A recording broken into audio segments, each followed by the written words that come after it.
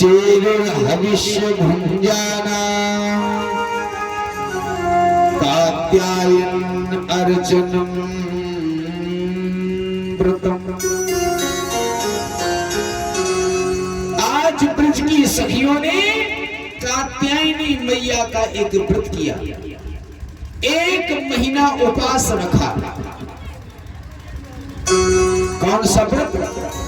कार्तिक का व्रत किया। कार्तिक हमारी बहनें इस गांव में यहाँ कार्तिक स्नान करती कि नहीं? नहीं नहाती। कार्तिक, अच्छा आपके गांव में कार्तिक कौन से महीना में आऊ? बैसाख में।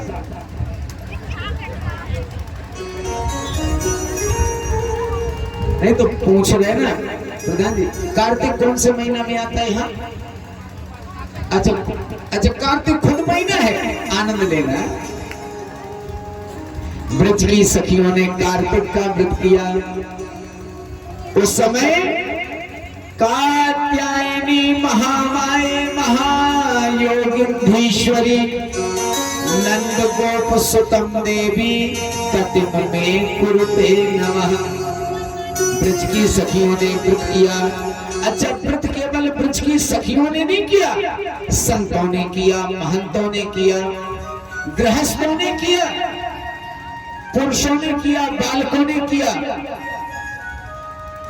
आप कहोगे महाराज तो सबने कार्तिक क्यों नहाया? निवेदन करूं, सबका उद्देश्य क्या था? कृष्ण प्राप्ति कर्म शाश्वत साधन तत्वाधुना। क्या केवल माताओं को ही कन्हैया चाहिए? नहीं, संतों को भी कृष्ण चाहिए, अरे महंतों को भी कृष्ण चाहिए, गृहस्थों को भी कन्हैया चाहिए। जिसको भगवान चाहिए वो व्रत करेंगे। अपने यहाँ क्या होता ना, एक नियम बना दिया भैया लोगों ने, क्या बोले? पूरे व्रत करेंगी माताएं। सोमवार मंगल बुध बृहस्पति फलानो ढिकानो चौथ 11 को कर बोले के बोले माता। एक 7 दिन में 9 व्रत करें। भैया लोगों से पूछ लिया जाए, जितने यहाँ विराजमान हैं कितने लोग व्रत करते? बोले महाराज हमें तो भूख लगे। बोले हम तो नहीं रह पाए। बोले जितना हमारे तय सत्यनारायण की कथा हो तो ना, बाद में बोले महाराज 12 बजे तक भी हमें मुश्किल है पाए जाते। बोले महाराज 7 बजे तो 14-15 रोटी खाना ही खाना है। और अगर हमारी बहनों की बात कर दो ना, तो ये ऐसे ऐसे व्रत करती हैं जिन व्रतों में पानी भी नहीं पिया जाता। विचार करो। हरितालिका व्रत करती हैं, तीजा है ना, करवा चौथ, पानी भी नहीं। आज तक किसी भैया ने किया ऐसा कोई व्रत?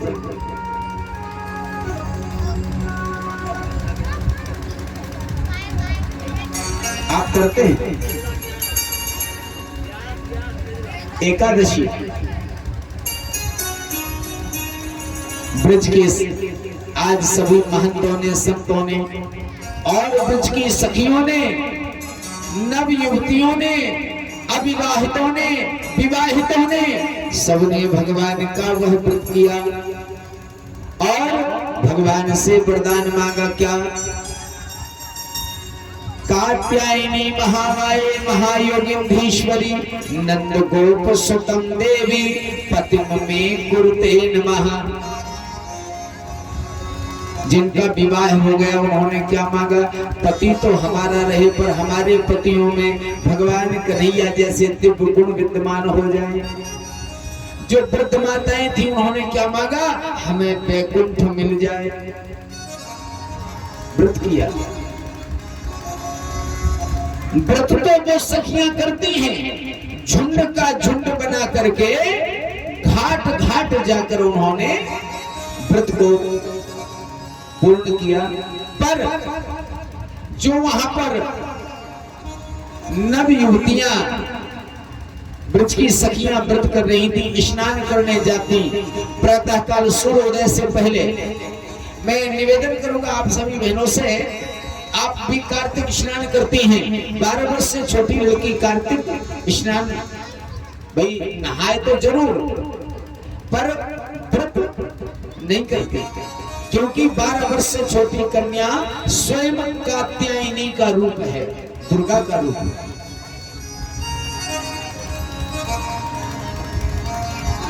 उन सखियों ने कार्तिक का व्रत तो किया, पर नियम के विरुद्ध कर दिया। मैं एक निवेदन करूं,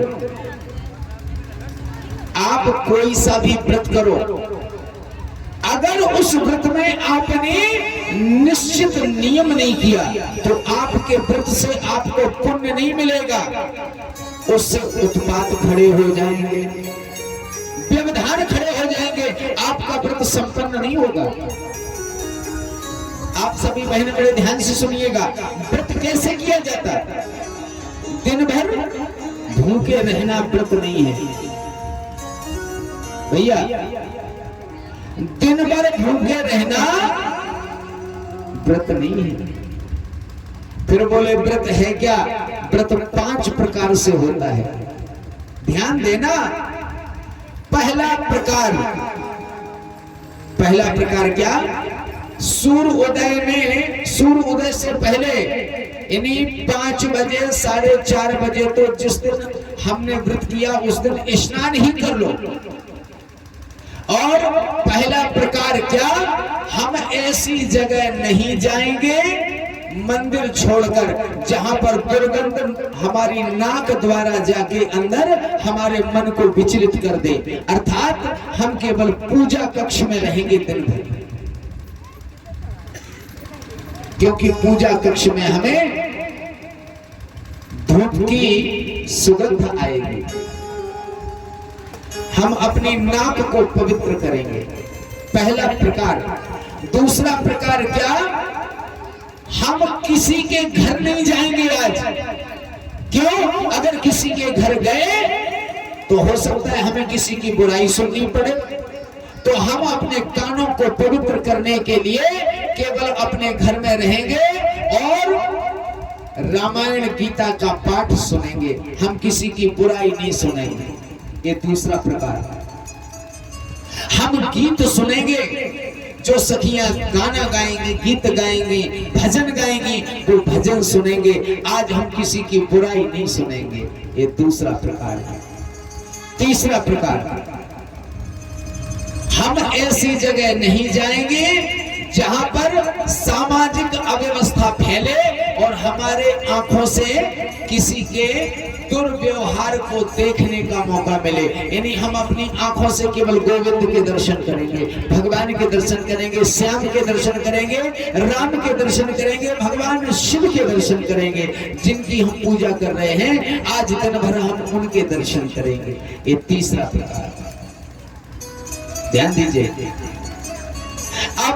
अब चौथे प्रकार की बारी आई। नाक, कान, मुंह, ये क्लियर हो गए। अब जैसे चौथा प्रकार आया, मन में विचार किए हैं, आज किसी भी प्रकार से मैं किसी की ना बुराई देखूंगा, ना बुराई सुनूंगा, ना बुरे स्थान में जाऊंगा, ना मैं किसी की बुराई करूंगा। आज केवल भगवान का भजन ही करूंगा। पांचवा प्रकार क्या आया? आज मैं ऐसा भोजन नहीं करूंगा जिससे उन्मादकता आए, अर्थात नींद आए, और भगवान के भजन में नींद हानिकारक होती है। तो मैं इतना खाना नहीं खाऊंगा, इतना भोजन नहीं करूंगा जिससे हमें नींद आए। भाई ज्यादा भोजन कर ले तो नींद आती नहीं आती। ये है 5 प्रकार। अगर आप इन 5 प्रकारों में हैं तो आपका व्रत सफल है। और अगर इनमें से एक प्रकार भी गड़बड़ हो गया, दिन भर भूखे तो रहते हैं और 2 बिंडल धोंक लिए, बुरा न मानिए। अब कल हम तो उपास्य हैं, 2 बिंडल धोंक ले, एक 8 नंबर खा ले, पूरी पुड़िया, 2-4 राशि हाथ दे, अगर कल आज उपास्य को है वो तो नीचे हो जाए, काय को उपास है।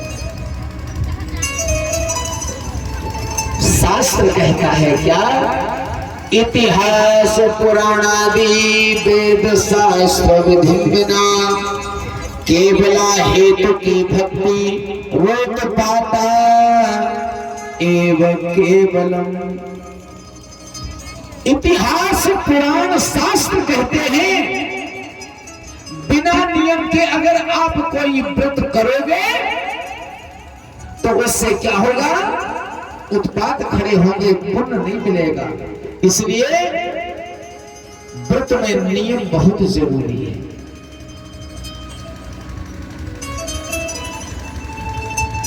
दिन भर व्रत किया, शाम को सासू माँ को 4 सुना दी, है ना। बहू ने फरार करने बैठी, सासू माँ कह रही है बेटा फरार करने, हाँ क्या खा ले हम बताओ, कुछ लेके आई। ये व्रत नहीं है। मैं आप सभी से निवेदन करता हूं, ब्रज की सखियों ने नियम तो सब किए अच्छे, पर 2 अपराध कर रही हैं वो। क्या, निर्वस्त्र होकर के यमुना कुंड में स्नान कर रही हैं, तन पे कोई वस्त्र नहीं है, गलत किया। एक बार भगवान ने उनको समझाया, कन्हैया अच्छा उम्र कितनी भगवान की, मात्र 5 वर्ष की अवस्था, समझा रहे हैं। पर सखियों ने भगवान की बात पर विचार ही नहीं किया। भगवान सोच रहे हैं अगर कोई संसार का प्राणी भगवत प्राप्ति के लिए उपासना करे तो उस उपासना में बिना नियम के अगर करता है तो उसकी उपासना सफल नहीं होगी। चाहे वो संसार के लौकिक कार्य भी अगर बिना नियम के करेगा तो उसका कार्य सिद्ध नहीं होगा। जैसे आप खेती करते हो तो खेती का नियम है, नहीं है?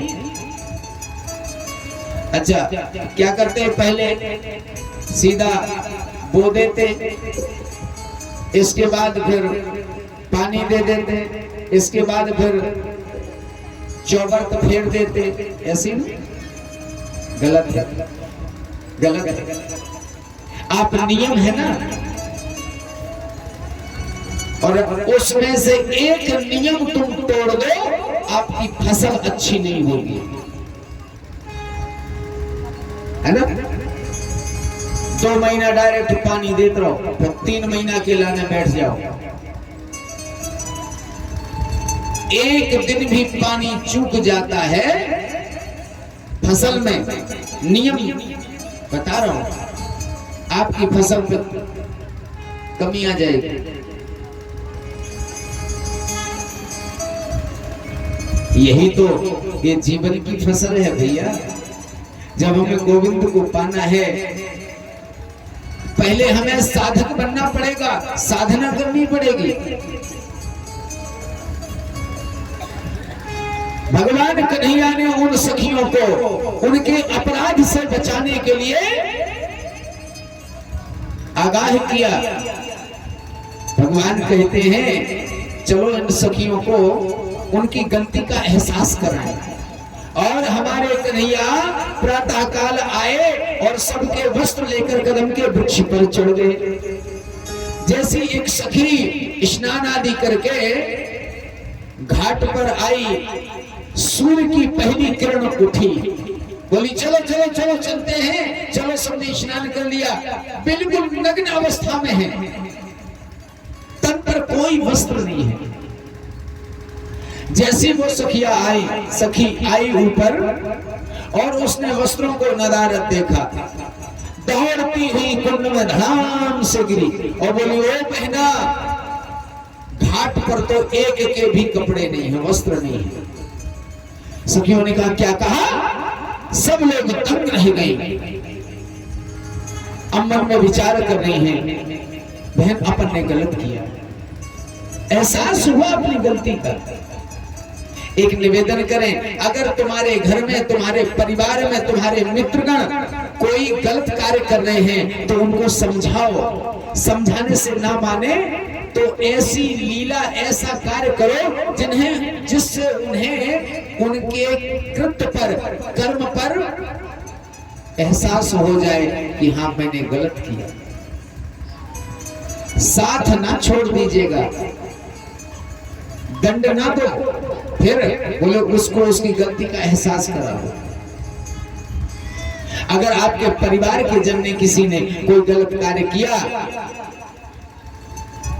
तो उसको उसकी गलती का एहसास करा दो, जिस एहसास से वो आपका जीवन पर्यंत एहसान माने। जीवन पर्यंत हम गलत राह पर गए थे भैया। अगर कोई व्यक्ति मदिरा मांस का सेवन कर रहा है तो उसको ऐसे ऐसे विषय से उसको समझाओ जिससे उसको उसकी गलती का एहसास हो। सखियां आज अधीर हो उठी, आपस में विचार कर रही हैं, बहन गलत किया अपन ने। अब बताओ, अगर सूर्य उदय हो गया और संसार के जनमानस यमुना कुंड पर आ गए तो अपन तो मुंह दिखाने के लायक नहीं बचेंगे। क्या करें बहन, अब क्या करें? कुछ सखियां तो बेहाल होकर के रोने लगी। कन्या ने सोचा चलो अब इनको इनकी गलती का एहसास हो गया, अब दंड देना उचित नहीं है।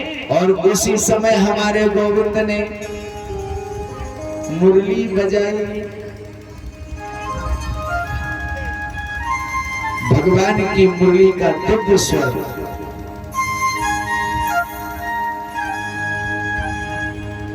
सखियों ने जब उस मुरली की धुन को सुना, भाव विभोर हो उठी।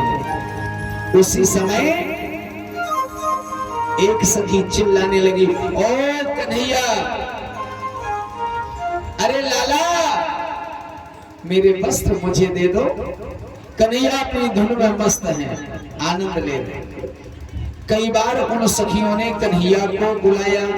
एक सखी तो हमारे गोविंद से प्रार्थना करती है, ओ मेरे लाला, एक कन्हैया, हमसे गलती हो गई, अरे हम सबसे गलती हो गई, हम क्षमा मांगते हैं। आज के बाद हम इस प्रकार स्नान नहीं करेंगे। अरे कन्हैया, एक बार मेरी बात मान लो।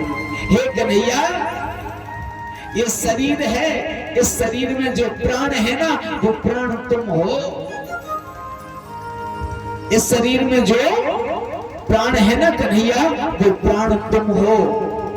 हे मेरे जगदाधार प्रभु, हे मेरे गोविंद, हे मेरे कन्हैया, बार बार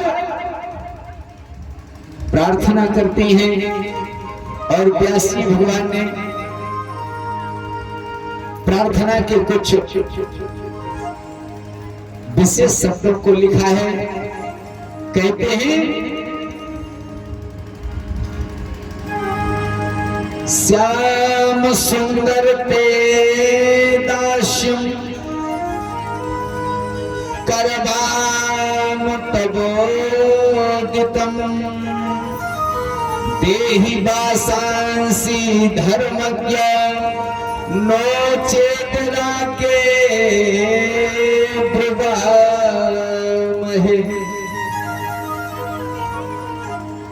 हे कन्हैया, ये जो चर्म अस्थिमय देह है ना, इस देह में जो प्राणों का संचार है वो आप हैं। इसलिए हे गोविंद, इस शर्ममय देह से जो अपराध बना, उस अपराध को क्षमा कर दो, हमारे वस्त्र हमें दे दे। कन्हैया बोले अच्छा तो कपड़े चाहिए? बोले हाँ गोविंद कपड़े दे। कन्हैया बोले एक काम करो, सबके कपड़े लौटा देंगे, वस्त्र लौटा देंगे। एक सखी बोली बताओ क्या काम करवा रहा है, जल्दी बताओ।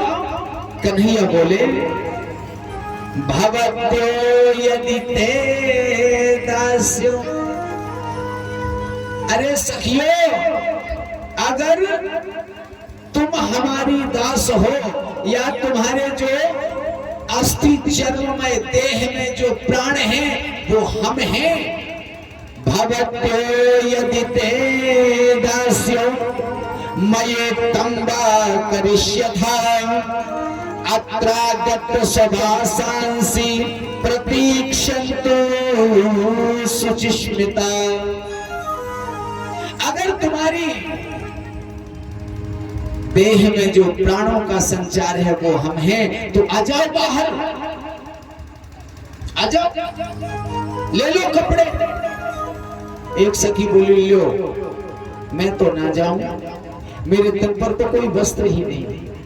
एक सखी ने बड़ा सुंदर जवाब दिया, बोली वो सखियो चलो चलते। बोली लाज नहीं आएगी? बोले नहीं। क्यों? बोली ये तो तन है, ये जो गोविंद है ना ये तो मन की भी बात जानता, ये तो तन है, इसके आगे तुम 1000 कपड़े पहन लो तो कुछ नहीं पहने, और एक भी वस्त्र ना पहनो, इसके अंदर हमेशा मर्यादा का आवरण होता है। भगवान उसी को तो कहते हैं। भाई आपने जैन धर्म में संतों को देखा होगा, एक भी कपड़ा नहीं पहनते, नहीं पहनते। क्यों? क्योंकि वे लौकिक विषय से दूर हो जाते हैं। जो अपना नजरिया है ना, उनकी नजरिया है, उनकी नजरें ही बदल जाती हैं। और वो तो भगवान है, वो तो भगवान है। सखियां बोली चलो चलते हैं। सब सखियां कुंड से बाहर चली आई। ऐसे ऐसे शब्दों का विश्लेषण लिखा है श्रीमद् भागवत में। व्यासपीठ पर बैठ करके व्यास उन विषयों को भी बोल सकते। कन्हैया कहते हैं अच्छा सब आ गई, अब एक काम करो सूर्य भगवान को अर्घ दो। सखियां बोली कन्हैया इस समय हम इस दशा में नहीं है। बोले भाई देना तो पड़ेगा, पहले यमुना मैया को प्रणाम करो। सब सखियां अपने हाथों से मर्यादित होती हुई सूर्य भगवान को अर्घ दे रही है। भगवान बोले तुमने 2 अपराध कर दिए, एक लौकिक अपराध और एक धार्मिक अपराध। लौकिक अपराध वो है संसार के किसी भी जनमानस को इस प्रकार जल में कभी स्नान नहीं करना चाहिए, खुले जल में। जाने कब कौन कैसी परिस्थितियां बन जाए। दूसरी बात यह है लौकिक अपराध। धार्मिक अपराध यह है कि जल में जल के देवता वरुण का वास है और वरुण जी अपमान हो जाएगा, इसलिए कभी जल में इस प्रकार स्नान नहीं करना चाहिए। बंधुओं, उसी समय सभी सखियों ने अपनी गलती भगवान के समक्ष मानी और कहते हैं जाओ कन्हैया आज के बाद ये अपराध नहीं होगा। श्री सुखदेव जी महाराज राजा परीक्षित को कथा सुना रहे हैं।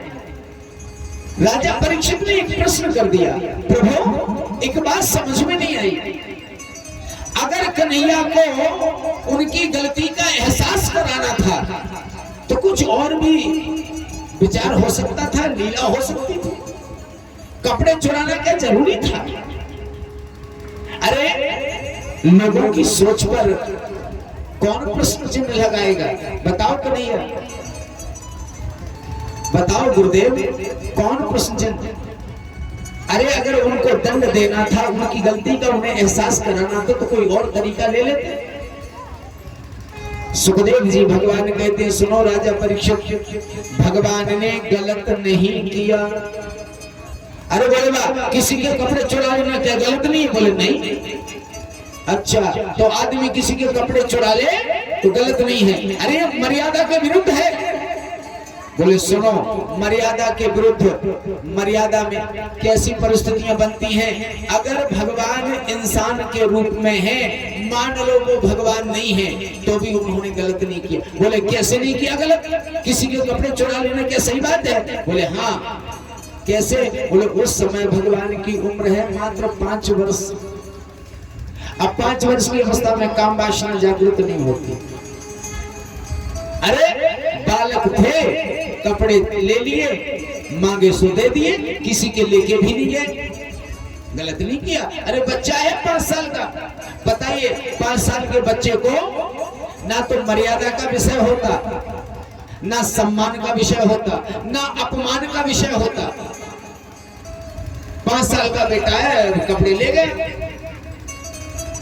अरे वो जानता है कि कपड़े लेना है कि नहीं लेना? 5 साल का। राजा परीक्षित बोले तो प्रभु चलो हम मान गए, वो 5 साल के थे, उन्होंने गलत नहीं किया, पर वो तो भगवान है, भगवान को तो थोड़ा समझना चाहिए। बोले अच्छा ठीक कहा राजा, एक बात कहें, वो कौन है? बोले वो भगवान है और सामर्थ्यवान है, और कहते हैं सामर्थ्यवान कभी कोई बुरा कार्य नहीं करता। रामचरितमानस में तो लिखा है क्या? समर्थ को नहीं दोष गुसाई, समर्थ को नहीं दोष गुसाई,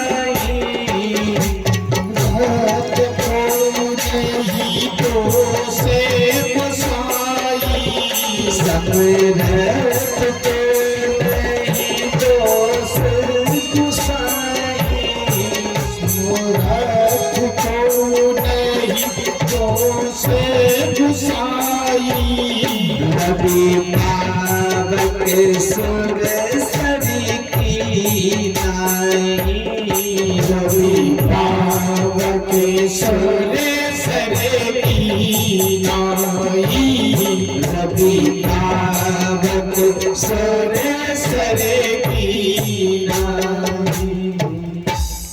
सामर्थ्यवान को दोष नहीं लगेगा। चलो एक बात और कहते हैं, हम राजा परीक्षित से बोले सुखदेव जी, भगवान को पूर्ण ब्रह्म की श्रेणी में रखते हैं। कहते हैं कन्हैया कौन है? बोले ब्रह्म है। सखियां कौन है? बोले जीव है। ब्रह्म ने जीव की वस्त्र क्या है? अविद्या। बोले ब्रह्म ने जीव की अविद्या में विद्या का भंडार भर के लौटा दिया, गलत नहीं किया। अच्छा निवेदन करूंगा मैं, भगवान की लीला पर प्रश्न चिन्ह उठाने वाला तो वैसे ही निंदनीय होता। भगवान ने जो किया क्या उस पर कभी आप प्रश्न चिन्ह बाल की खाल निकालेंगे क्या? वो सामर्थ्यवान है, भगवान कभी कोई गलत कार्य करते ही नहीं। इस प्रकार भगवान ने चीर चुराए और चीर चुरा के उन सखियों के व्रत को पूर्ण किया। बोलिए श्री वृंदावन बिहारी लाल की जय हो।